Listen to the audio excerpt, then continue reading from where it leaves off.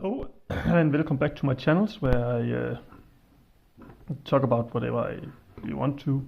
Today I'm going to talk about a new set from Lego that is with this awesome beast called, I actually forgot what it's called, but I really like, and 3 figurines. And while this is not a review of the set, because I want to talk about what I think it's how it can work for something that I'm planning, and how I look at sets when I before I buy them. It's still I would still just want to say that I basically bought this because I really like this awesome beast here. But I'm not really going into the nitty gritty if it's worthy of buying or anything. I just think it was an awesome set, and I want to talk about how I'm going to use it for D&D. So yeah, that is basically what I'm going to be talking about today. And if you want to hear it, yeah. So let's start with, well, this beast that I really like. And this was probably one of the reasons why I really was interested in a set, because first of all, while it's big, it's actually not that much bigger than a minifigurine. So for what I'm going to be using the Lego I'm buying for, it's either for my army building of my Kraken Knights, I have one here, my Kraken Warriors, or for the D&D campaign I'm in the middle of making. And so when I saw this awesome magic beast, I was like, I want to make a boss fight out of this. I don't have any idea for it completely yet, but as soon as I find a monster that it can fit into, I'm probably going to build an entire fight surrounding about it, because I really like how fantastic it is with the giant fangs, standing not like a four-legged beast, but more like a monkey that is ready to pounce you, and yet having this dragon-looking head that I found really, really cool, even its mouth with fangs and all of it. So I found this beast very, very cool. But while I think this was a really cool set to buy for D&D just because of this monster, I also wanted to see what I could do with the minifigs.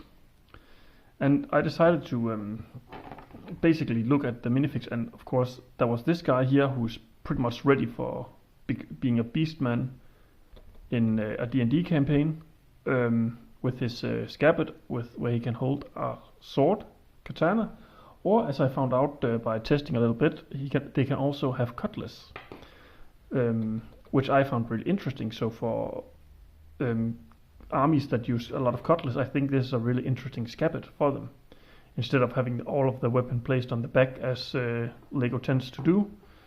I'm probably going to see if I can get more of them for exactly my, like I talked about before, my Kraken armies, which when they're using sword, they often use cutlasses instead of normal looking sword. So it was one of the pieces I was also really interested in, was this one.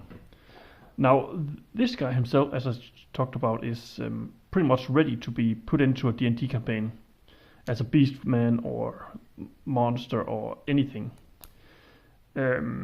So I was really, really interested in getting him, and I also collected some of the other beast monsters from the earlier Dragon Rising set, because I really liked the mold of the head, and even his armor is really, really cool for a heavy armored character. And then of course you come with my favorite armor, where you still can see the body the figurine has, but it still looks like they're propped up for going to war. So I really, really like this minifig in general, and think he is.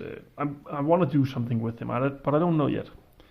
But that leads us into the 2 ninjas, and these was a little bit difficult for me to see if I could use for D&D, because, well, they are ninjas.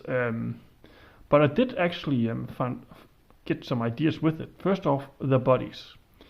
With the scaly armor looking really, really cool, I actually thought that, and one of the reasons why I want to do this in Lego is because if we take a Lego minifigure, I have one here, you can easily remove their head and place them on a new body, and then they have new armor on. So this scaly armor is actually really cool for if I want to give my players some new armor, which I really find interesting, because then my players also can feel like their characters getting upgraded, and this is probably how I'm going to be using a lot of the enemy minifigs if I decide that the enemy can drop some armor.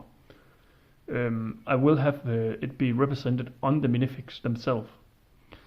The next thing I was looking at is I'm not going to be using the katanas because I get them pretty much. I have a lot of them, but the hairpiece I actually think could be really cool for human, and the headpiece for females. So generally this was what I thought I could use this character for. But this guy here with his red dragon tail and rings could actually be really cool as a Dragonborn if it wasn't for the dragon head for Dragonborns being very expensive. So kind of like a semi-Dragonborn monster or character. But I wasn't completely sold on that idea.